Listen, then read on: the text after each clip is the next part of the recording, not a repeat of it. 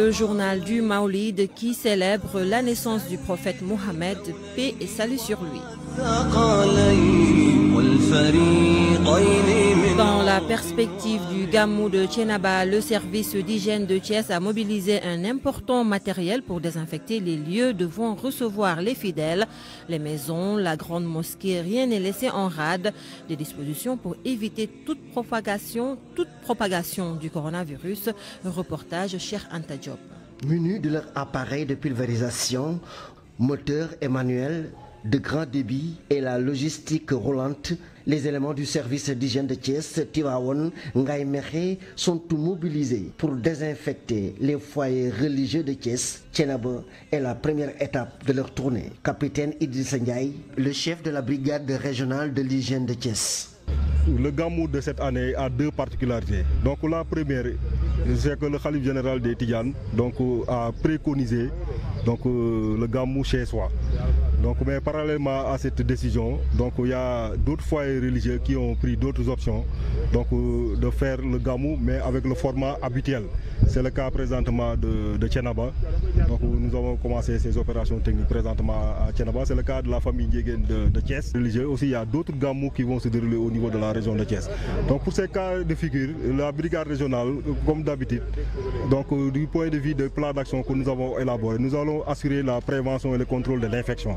Des milliers de pèlerins sont attendus dans ces différents foyers religieux, d'où la nécessité d'informer et de sensibiliser les populations sur la pandémie. Il y aura aussi une distribution de kits d'hygiène, surtout dans le cadre du respect des gestes barrières, surtout avec le lavage des mains à l'eau et au savon. Maintenant aussi, il y a le contrôle au niveau des domiciles, qui va nous permettre vraiment d'assurer l'hygiène au niveau des concessions. Il faut préciser d'abord que tous les engagements que nous avons pris lors du CRD, vraiment on a essayé un peu de les respecter. En commençant par la désinfection et la désinsectisation des foyers religieux. Le Khalife général de Thiénaba, Serigne Abdourahim Seck, qui a reçu la délégation du service d'hygiène de Thiès, a formulé des prières pour qu'il y ait 0 cas de Covid-19 lors du Gamou. RFM Thiès, Cheikh Anta Diop. Sagne Bambara célèbre cette année son premier Gamou sans son khalife. Khalife Mouhidine Samba, rappelé à Dieu il y a quelques mois. Sagne Bambara est une cité religieuse située dans le département de Kaolack. Les disciples et talibés qui disent attendre une forte affluence se barricadent contre le coronavirus en prenant bien sûr toutes les mesures nécessaires. Ils sont en plein dans les préparatifs. Ibrahima Djamé. La particularité du Gamou de Sagne Bambara cette année, c'est l'absence du guide spirituel de la cité religieuse. Cheikh Mouhidine Samba Diallo a été rappelé à Dieu au mois d'avril dernier. Toutefois, pour les disciples et talibés, le vieux a disparu, mais il est toujours parmi eux. Ousseynou Badiane, membre du comité d'organisation. Serigne n'a jamais été absent et ne sera jamais absent. Les talibés se disent déterminés à assurer la relève avec le pari d'une bonne organisation de cet événement en commençant par le nettoyage. Vous êtes sans savoir que nous sommes en fin d'hivernage alors qu'il y a des herbes qui poussent et cette cité religieuse-là est remplie d'herbes. Donc les premières que nous avons fait, c'est que de nettoyer les rues, les environnants des mosquées, des AUE, ainsi de suite, ainsi de suite. À l'image des autres cités religieuses célébrant le Gamou, ici également, la santé des pèlerins est aussi une priorité pour les organisateurs qui ont prévu de prendre toutes les dispositions pour éviter le coronavirus. Inch'Allah, les disciples viendront de partout, de la diaspora, du Sénégal, de Dakar, de partout. Donc vous avez célébré la prière de la Tabaski ici avec nous. Donc vous avez remarqué que nous avons respecté strictement les gestes barrières. Cheikh Mouhidine a enseigné. Cheikh Mouhidine était un homme universel, un docteur, un savant. Donc il est le premier à parler sur la Covid. Donc ces disciples aussi, je crois qu'ils seront aptes à gérer cette situation. Cette année, le Gamou de Sagne Bambara sera déplacé à Sikhaï, une nouvelle cité religieuse aménagée par feu Mouhidine Samba Diallo, où il repose d'ailleurs. Et l'on parle d'El Hadj Omar Al-Foutiou qui a joué un rôle important dans l'expansion de la tariqa Tidjania en Afrique de l'Ouest. Cheikh Omar Sy nous dit un peu plus sur le cheikh natif de Halwar près de Podor. Il est membre de Ahbab ou les amis d'El Hadj Omar. Il est au micro de Seydou Nourouba.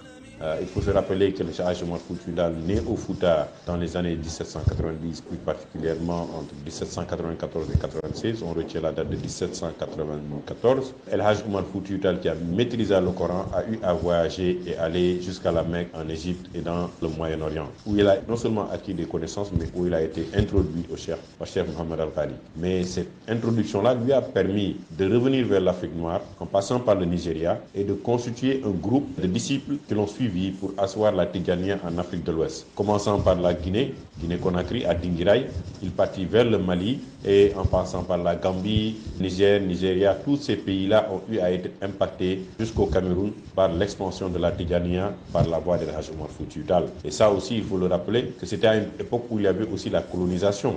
Il a eu à se confronter à Faidherbe. Donc c'était un rôle stratégique et fondamental pour asseoir non seulement l'islam, mais la Tidjaniya, qui était devenue quelque chose de très répandu en Afrique grâce au rôle que le Hajj Omar Foutiyou Tall a joué.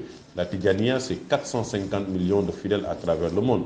Et on ne peut pas faire fi du rôle que le Hajj Omar a joué, non seulement par l'introduction, non seulement par l'éducation, mais aussi par le fait qu'il ait préparé des saints comme El Hajj Malik, El Hajj Ibrahima Niass et tous ces grands hommes qui ont suivi la venue de El Hajj Omar Foutiyou Tall pour asseoir aujourd'hui la Tidjaniya à travers l'Afrique. C'est comme un arbre qui a pu créer des branches un peu partout. Cet arbre-là aujourd'hui qui nous permet de célébrer le Mawlud an-Nabi.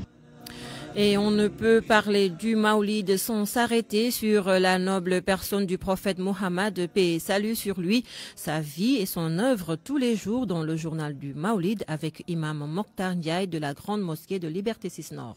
Le prophète Mohammed est né en 571 avant Jésus-Christ dans la tribu des Quraysh. Une tribu que les Arabes vénéraient et à laquelle ils vouaient, si vous voulez, toute la considération et tout le respect. Il est le fils d'Abdallah et d'Amina. Sa généalogie remonte jusqu'à Adnan qui fait partie des fils d'Ismaïl alayhi salam. Le prophète d'Allah, fils d'Ibrahim alayhi salam, le père du monothéisme. Le prophète Mohammed alayhi salam, il faut le dire, fut le meilleur homme du point de vue généalogique, de l'avis même de ses ennemis. Mohammed alayhi salam est le serviteur et le messager qu'Allah subhanahu wa ta'ala a envoyé à tous les humains. C'est le seul prophète d'ailleurs qu'Allah subhanahu wa ta'ala a accordé des privilèges qu'il n'a accordé, si vous voulez, à aucun prophète de l'humanité. D'abord par rapport à sa mission. Sa mission, si vous voulez, a clos toute mission prophétique antérieure. Il nous le dit, Fala nabiyya ba'da wala rasoul. Après lui, point de prophètes et de messagers. Il est l'imam des envoyés, malgré qu'il est le dernier venu des prophètes. Muhammad sallallahu alayhi wa sallam est le dernier venu des prophètes. Et c'est lui qu'Allah subhanahu wa ta'ala a choisi pour qu'il soit, si vous voulez, l'imam des envoyés. Il est le préféré d'Allah subhanahu wa ta'ala par rapport aux autres prophètes ainsi que sa communauté par rapport aux autres communautés.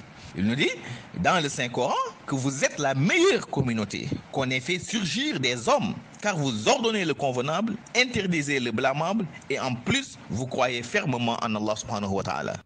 Ceci met fin à ce 3e numéro du journal du Maoulid présenté par Nafissatou Sila, Abdoulaye Diop et Yassine Pouy ont assuré la mise en onde. Ndiogou Diène la réalisation. Merci à Seydou Nourouba, Cheikh Anta Diop et Ibrahima Djamé.